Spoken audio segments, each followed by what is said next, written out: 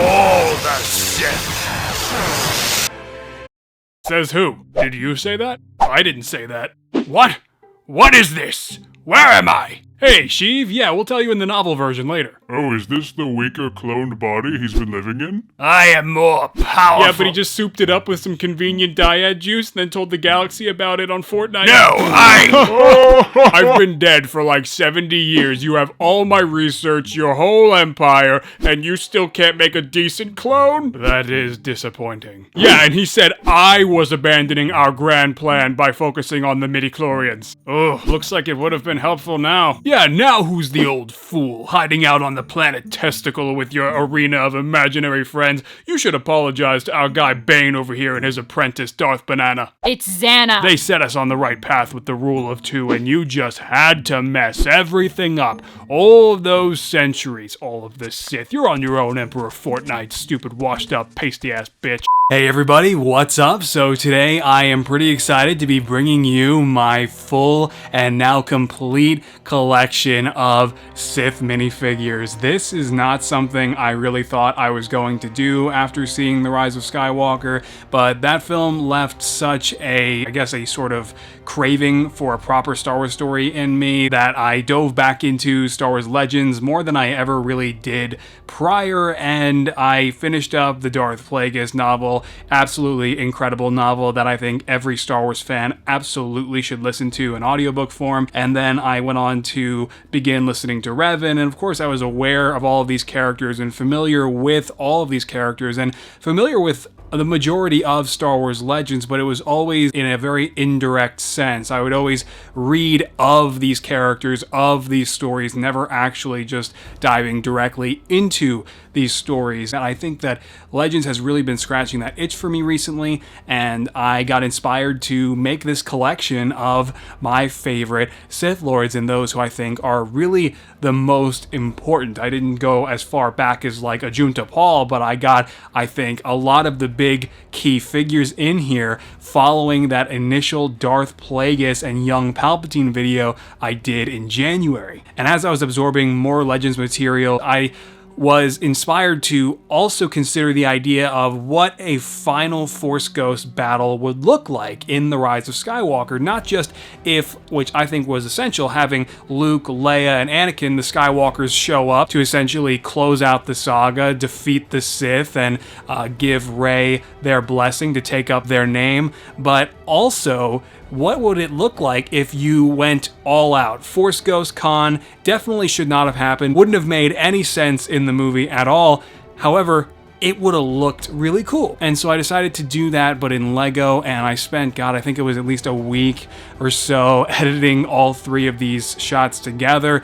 So from that point, I did this, a full Sith collection. And it started out as Plagueis from Big Kid Bricks, and then young Palpatine as well, who I've since changed up the torso and legs for. And I thought it would be cool to place young Sheev in the back to then have his final form up front as Darth Sidious. However, he's got the white eyes painted over. Now, before we go any further, Darth Vader is here. The custom I did back in 2016 for Rogue One. Probably do a couple things differently on this one now, and obviously he certainly would not have been helping Sheev in said final battle in The Rise of Skywalker if it happened. He was already redeemed as Anakin Skywalker once again, but for those couple decades when he was helping Palpatine oppress the galaxy, I figured I'd have him here suited up to represent. And of course I started all of this because of those Force Ghost edits I wanted to do, and the next figure in line to do the Sith was Darth Tenebrous, with a really cool use of the Darth Malgus respirator piece inspired by somebody I saw on Instagram. Once I got the Biff head in from Bricklink, it just worked incredibly well. And then I've got the Emperor of the Old Republic era, Vitiate, or Valkorion as I've got him presented here, with a repainted hairpiece hairpiece, a repainted head. I think he turned out looking really cool for a makeshift version. As for the rest of these custom minifigures, I continued to expand, and I did have Revan in there originally, but I didn't necessarily think he would be aligned with either side either, and just sort of almost kind of like a Spectre, kind of an overseer.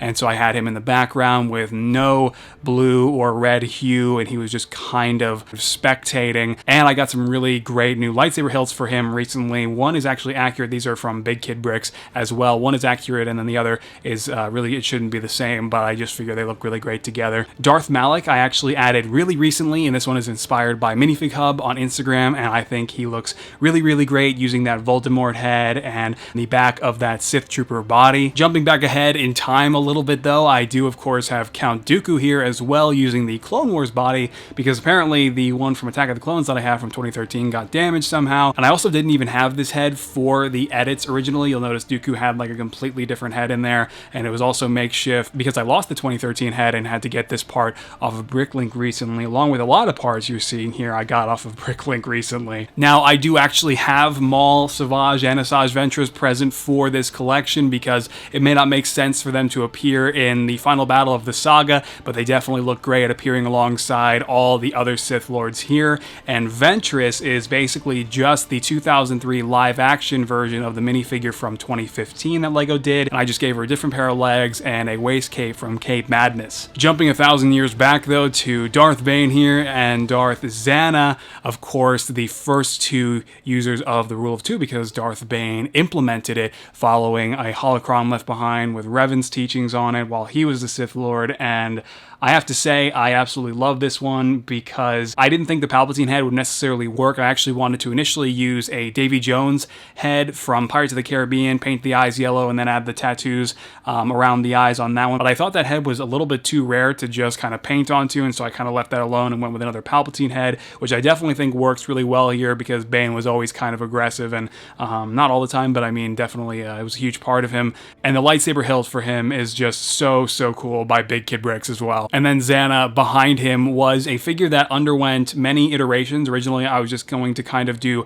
basic black robe, basic, maybe not even a cape and just blonde hair and just, but I decided that I would go an entirely different route and kind of create a figure of her, a makeshift figure. All these figures are makeshift, but a makeshift figure of her in particular that kind of is an amalgamation and combination of all the iterations of Zana that we've seen. So I implemented this really cool hood piece from the LEGO Ninjago movie sets, custom painted by me, with the blonde hair still present there. And then I used this headpiece, which I forget where, I think it came from the Portal character Chell, and then I also painted the tattoos and the yellow Sith eyes onto there. Then originally I didn't have this black and red cape or this Hawkeye torso for the figure. Those were all late additions that really, I think, made this figure come together and just look really vibrant. Her legs, I don't really know where these come from though. I got these off of a Bricklink store recently, and I think that they just really top it off. And I'm still kind of curious to know how Xana's time as a Sith Lord with Darth Cognus and all of that, how that turned out in her time after Bane. Jumping even further back in time though to the Old Republic era, the real Old Republic era with Malgus. Of course, he's back. I've had this minifigure since it came out with that set back in, I don't know, 2012. So it's really great having him here, and I absolutely love this figure. It's one of my favorite official LEGO minifigures of all time. Darth Nihilus was really fun to make as well. Basically just a ring wraith figure, but with my own painted face and a really fantastic lightsaber hilt from Big Kid Bricks as well. Also using a torn up cape from Cape Madness there too. Then the second to last Sith figure that I did was of course Darth Trai or Kreia, whatever you prefer, and she is a really fascinating character, and I absolutely love her take on a lot of things in the Star Wars universe. It's just really fascinating to me. And also, this figure is probably the one that I had to do the most work on because I took a Anna hairpiece from the Frozen collectible minifigure and then had to kind of sculpt the front piece on there, paint that whole top section in black, then add that little detail in the center that she's got. And it's not really accurate at all, but as a makeshift hairpiece and as a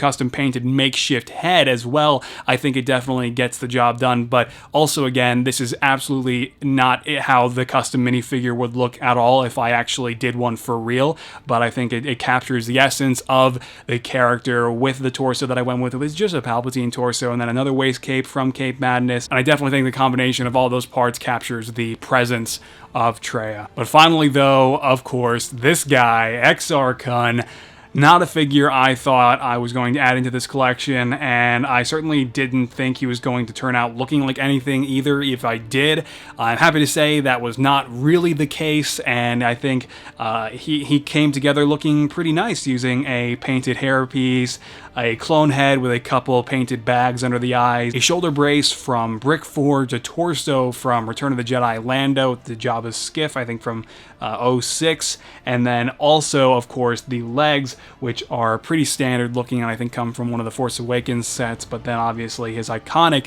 double-bladed blue lightsaber, which I think really came together to make him look exactly like XR Kun in a purist fig barf makeshift sort of way. And that's really it for my entire Sith collection. I don't know if I'll really do a Jedi collection. It's not as exciting of an idea for me because obviously the majority of the Jedi already exist as official LEGO minifigures, and I think they all look really great aside from maybe Kit Fisto and Plo Koon, who haven't aged as well. So I could assemble all of the Jedi as well. You guys can let me know what you think of that idea down in the comments. I almost feel like it's somewhat required of me to do at this point because I did the Sith and the dark side here, but I definitely have been enjoying all the Legends stories and delving more into those characters, and you guys can let me know what you think of this super random collection video down in the comments. And I gotta get back to working on some new Mandalorian and Clone Wars figures because I am temporarily abandoning the Avengers Endgame project so that I can ensure I celebrate the final season of Star Wars The Clone Wars before the series finale this upcoming May, because that matters to me and it's important that I think I do that. So I'm kind of gonna shift gears for a while. Otherwise, the preview photos and edits that I do for my upcoming minifigures and everything else go up over on Instagram, Twitter, and Facebook. All of that happening way before any of it reaches the channel here. So on that note, guys, I will see you in the next one. All right, take care.